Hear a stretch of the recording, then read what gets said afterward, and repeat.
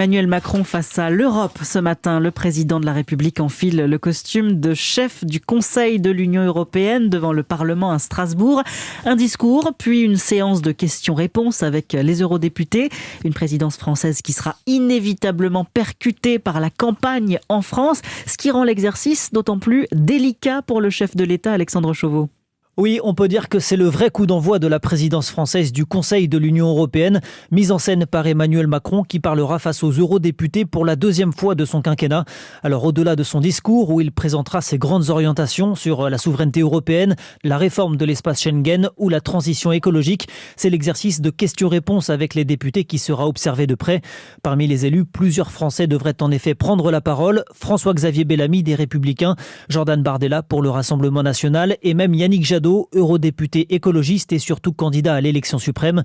Un face-à-face avec des adversaires clairement marqués politiquement, auquel Emmanuel Macron s'est préparé alors que les différentes oppositions lui reprochent de ne pas avoir décalé son mandat à la tête de l'UE, venu télescoper la présidentielle. Mais l'Élysée veut officiellement faire de cette séquence un événement européen, même s'il sera finalement très franco-français. Emmanuel Macron ne s'en est jamais caché. Il compte à nouveau mettre l'Europe au premier plan lors de sa très probable future campagne. Alexandre Chauveau, Éric Zemmour,